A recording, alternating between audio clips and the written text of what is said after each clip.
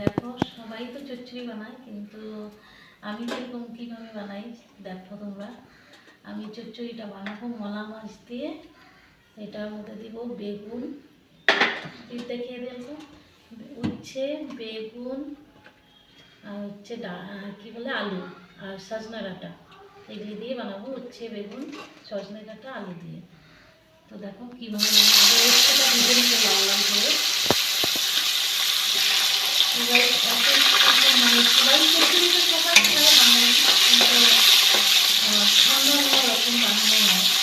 তো আমরা তো মোটামুটি ছোটো মানুষ করেই খাই। উচ্ছে, আলু, বেগুন, তারপরে সজনে ডাঁটা দিয়ে দিয়ে বানাবো মলা মাছের চচ্চড়ি। আগে উচ্ছেটা ভেজে নিই, তারপরে দেখাচ্ছি। তো দেখো গাইস, চচ্চড়ির জন্য পেঁয়াজ, কাঁচা লঙ্কা আর ফোড়নে দেব কালো জিরে।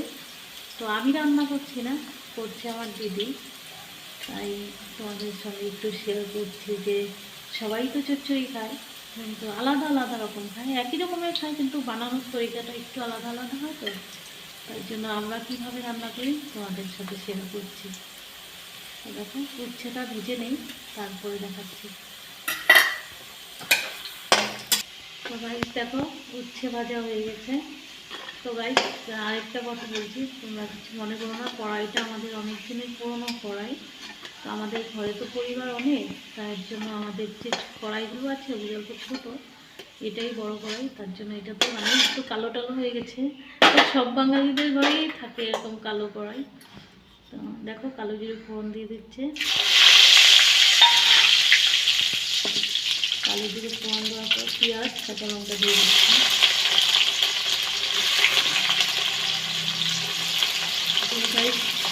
তোমরা কীরকম কীভাবে চচ্চড়ি বানাও আমাকে কমেন্টে বললো। আমরা তো এভাবেই বানাই। তো আমার বানানোর তরিকাটা কীরকম লাগে তোমাদেরকে অবশ্যই কমেন্টে বললো আমাকে।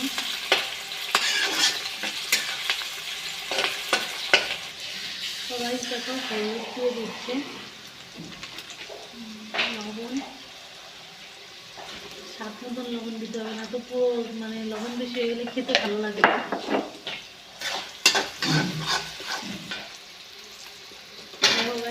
সবজিগুলো দিয়ে দিচ্ছে সবাইকে। সজনে ডাঁটা, বেগুন, আলু আর উচ্ছে দিয়ে বানানো হবে মলা মাছের চচ্চড়ি। খেতে অসাধারণ লাগে গাইস, একদম চচ্চড়ি।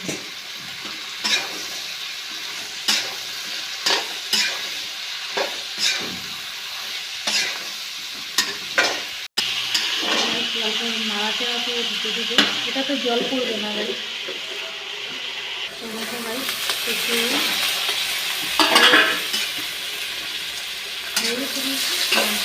এখন মাছ দেবে, দেখতে পাচ্ছি।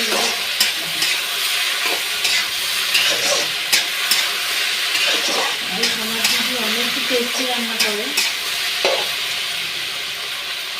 আগে রান্না করতে পারতো না। একবার কী হয়েছে, আমার বাবা মানে মাছ দিয়ে দিয়েছে, ও বেগুন ডুবে না, এর জন্য কড়াই ভরে জল দিয়ে দিয়েছে যে বেগুনটা ডুবছে না কেন। মাছের ঝোলে বেগুন দিতে বলেছিল, বলছে আমি পারবো। তারপর বেগুন ডুবে না, সেই জন্য মানে একদম কড়াই ভরে জল দিয়েছে, বেগুন তো কখনো ডুবেই না। তো সেটা আর জানতো না, কিন্তু আজকাল রান্না করে ওরা অনেক টেস্টি। দেখো ঢাকনা খুলে দেখছে হয়েছে কিনা, চচ্চড়িটা দেখতে হয়েই গেছে। নামাবে এখন।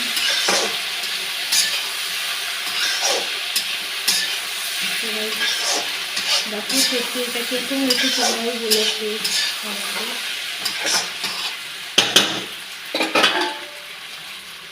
আরেকবার ঢাকা দিয়ে দিচ্ছে।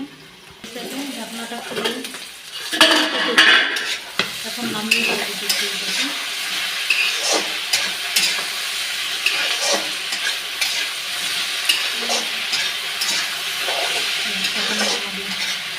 আর খাওয়ার পরে দেখাবো তোমাদেরকে টেস্টটা কিরকম হয়েছে।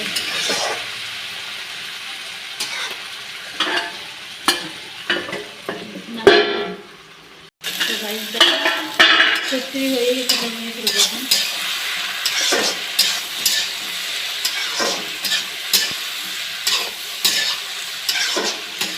এই গাইস এই কড়াইটাতে রান্না এত টেস্টি হয় না, মানে কি বলবো,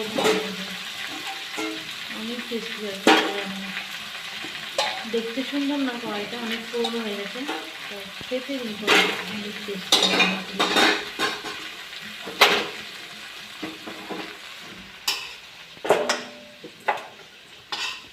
তো গাইস দেখো, আমরা চচ্চড়িতে জল দিই না, একদম তেলেই ভাজা ভাজা করে বানানো হয়। তো দেখতেই পাচ্ছ একদম তেল তেল হয়ে আছে, তো খেতে অনেকই টেস্টি হবে। তো চলো কাটছি ভিডিও।